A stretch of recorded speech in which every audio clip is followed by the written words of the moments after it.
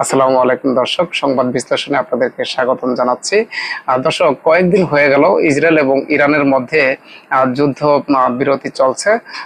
তো এখনো পর্যন্ত ইরানের সর্বোচ্চ নেতা আয়াতুল্লাহ আলী খামেনি তিনি প্রকাশ্যে আসেননি এবং তার অবস্থানও এখনো কেউ জানতে পারেনি। তো এই নিয়ে অনেক জল্পনা কল্পনা এবং চলছে বিশ্লেষণ। অনেকেই ভাবছেন যে আসলে তিনি বেঁচে আছেন নাকি মরে গিয়েছেন বা তাকে মেরে ফেলা হয়েছে কিনা, তার অবস্থানটি কি। দর্শক, আসলে এই ধরনের মন্তব্য বা এই ধরনের আলোচনা হতেই পারে, কারণ প্রশ্ন আসতেই পারে।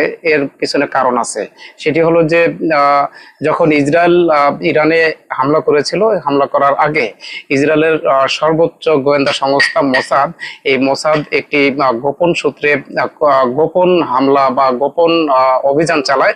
সেই অভিযানে ইরানের ঊর্ধ্বতন বড় বড় যত কর্মকর্তা আছেন, এর আইআরজিসি অর্থাৎ সেনা প্রধান থেকে শুরু করে এখানে বড় বড় বিজ্ঞানী, পরমাণু বিজ্ঞানী, তাদেরকেও কিন্তু হত্যা করা হয়েছে। তো এ থেকেই আসলে এরপরে যখন ইরানের সাথে যুদ্ধ পুরোদমে শুরু হয়ে যায়, তো খামেনিকে নিয়েও কিন্তু ইসরায়েল অনেক হুমকি ধামকি দিয়েছে যে খামেনিকেও হত্যার মাধ্যমে এই যুদ্ধ সমাপ্তি ঘটবে। তারপরে যুক্তরাষ্ট্রের পক্ষ থেকে অর্থাৎ ট্রাম্পের মাধ্যমে কিন্তু এই খামেনিকে হত্যার বিষয়টি বেরিয়ে আসে যে খামেনিকে হত্যা করা হবে বা এখনই হত্যা করছি না। শুধু এটাই না, তিনি বলেছেন যে এই ইরানের ক্ষমতা রদবদল চাচ্ছিলেন যুক্তরাষ্ট্র। তো এ থেকে আসলে আমরা এখনো এই যুদ্ধ যেহেতু এখন চলছে, বিরতি চলছে, বা এই যুদ্ধ বিরতির মাধ্যমে ইরানের জনসাধারণ তারা কিন্তু এক প্রকার ইরানের বিজয় বলে কিন্তু বিজয় উল্লাসও করছেন। অনেক অনেক জায়গা দেখা যায় এবং দেখা যায় বিজয় মিছিলও বের করেছেন। তো এখনো যেহেতু খামেনি বেরিয়ে আসছে না বা তার অবস্থান আমরা জানতে পারছি না বা তিনি প্রকাশ্যে আসছেন না, তো এ থেকে আসলে অনেকে মনে একটি প্রশ্ন জেগেছে যে আসলে কি তিনি হত্যার শিকার হয়েছেন কিনা বা এখনো তিনি জীবিত আছেন কিনা। দর্শক, এর এই যুদ্ধ চলাকালীন অবস্থায় এই খামেনিকে কিন্তু নিরাপত্তার স্বার্থে তাকে গোপন বাংকারে রাখা হয়েছে বলে এমনই খবর কিন্তু সংবাদ মাধ্যমে আমরা পেয়েছি। সেখানে আবার এটাও আমরা খবর পেয়েছি যে খামেনিকে দেখভাল করার জন্য কিন্তু গোপন একটি বাহিনীও তৈরি করা হয়েছে এবং তিনি ইলেকট্রনিক যন্ত্র ব্যবহার করছেন না, তিনি ম্যানুয়ালি এখন জীবনযাপন করছেন। শুধু তাই নয়, এখানে তার সাথে তার ছেলেকেও রাখা হয়েছে, তার পরিবার বর্গকে রাখা হয়েছে। তো দর্শক, তাহলে যেহেতু এই এখন যুদ্ধবিরতি চলছে এবং ইরানের মধ্যে যুদ্ধের বিজয় উল্লাস করা হচ্ছে, তো এখনো তার প্রকাশ্যে না আসার বিষয়টি একটা সন্দেহের জাল বা সন্দেহের তৈরি করতে পারে এবং প্রশ্ন তৈরি করতে পারে। ইরানের সর্বোচ্চ নেতা আয়াতুল্লাহ আলী খামেনির কয়েকদিনের প্রকাশ্য অনুপস্থিতি দেশ জুড়ে উদ্বেগ তৈরি করেছে। দেশটির রাষ্ট্রীয় টেলিভিশনে এক উপস্থাপক খামেনির অফিসের এক কর্মকর্তাকে সরাসরি জিজ্ঞাসা করেন, মানুষ খুব উদ্বিগ্ন, আপনি আমাদের জানাতে পারেন নেতার অবস্থান কি বা নেতার অবস্থান কেমন এখন। তারপর জবাবে খামেনির আর্কাইভ অফিসের প্রধান মেহেদি ফাজলি স্পষ্ট কোনো উত্তর না দিয়ে বলেন, আমিও অনেক ফোন কল ও বার্তা পেয়েছি, সবাই দোয়া করছেন, আল্লাহ চাইলে বিজয়ের মুহূর্তে নেতার পাশে আমরা থাকবো। তিনি এটি আসলে খুব কৌশলী একটি জবাব দিয়েছেন। তার এই জবাবের মাধ্যমে কিন্তু আমরা স্পষ্ট নই যে নেতা কি আসলে বেঁচে আছেন নাকি মরে গিয়েছেন বা তাকে মেরে ফেলা হয়েছে। দর্শক, এখন যেহেতু ইসরায়েল এবং ইরানের মধ্যে যুদ্ধ বিরতি চলছে, সেক্ষেত্রে ইরানের জনগণ কিন্তু বিজয় উল্লাস করছে। তাহলে এই বিজয় উল্লাসে তিনি বলেছেন যে বিজয়ের মুহূর্তে নেতার পাশে আমরা থাকবো।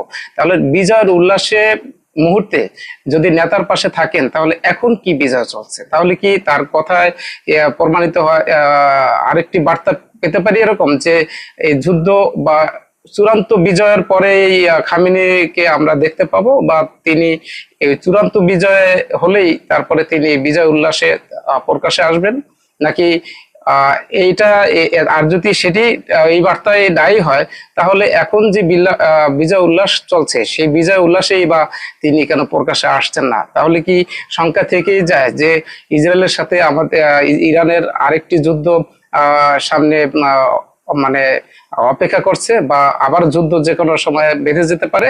দর্শক, স্থানীয় সময় বুধবার 25 জুন মার্কিন সংবাদ মাধ্যম নিউ ইয়র্ক টাইমসের বিশেষ প্রতিবেদনে এই তথ্য তুলে ধরা হয়। দর্শক, গত এক সপ্তাহে ইসরায়েল ও যুক্তরাষ্ট্র ইরানের 3টি পরমাণু স্থাপনায় বোমা হামলা চালিয়েছে। জবাবে ইরান কাতারে মার্কিন ঘাঁটিতে ব্যালিস্টিক ক্ষেপণাস্ত্র ছোড়ে। পরে কাতারের আমিরের মধ্যস্থতায় ইরান ইসরায়েল যুদ্ধবিরতি কার্যকর হয়। এই পুরো সংকটকালে খামেনি কোনো বিবৃতি দেননি, জনসম্মুখেও আসেননি। সত্যি দর্শক, এটা কিন্তু একটা বড় একটা বিষয় যে এই যখন কাতারে হামলা করে ইরান, সেই সময় কিন্তু খামেনি প্রকাশ্যে আসেনি, এবং তার অবস্থানও কিন্তু সুস্পষ্ট নয় যে আসলে তিনি কোথায় আছেন। তো তিনি যেহেতু প্রকাশ্যে আসেননি, তো এর মধ্যে আবার একটা কথা বলে রাখি যে খামেনি যখন যুদ্ধের মাঝামাঝি পর্যায়ে বাংকারে বা কোনো নিরাপদ স্থানে তাকে রেখে আসা হয়, এবং এটি এমনটাই সংবাদ মাধ্যমে বিভিন্ন সংবাদ মাধ্যমে প্রকাশ করা হয়েছিল।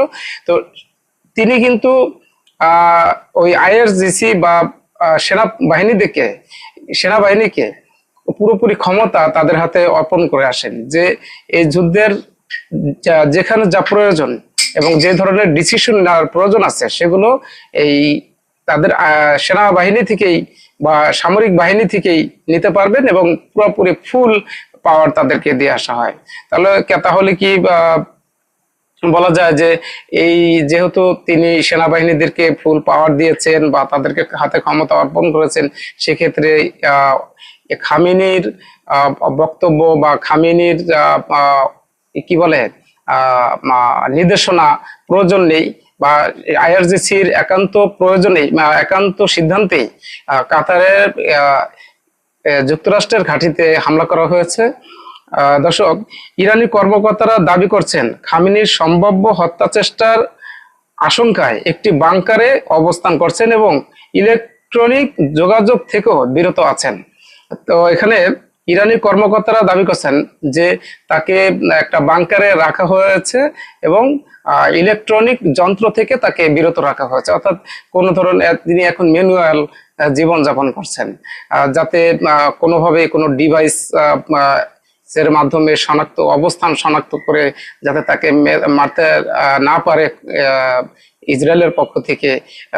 এই ধরনের চিন্তা ভাবনা করে তাকে ম্যানুয়ালি জীবন যাপন করার জন্য যা যা প্রয়োজন সেটি করা হচ্ছে।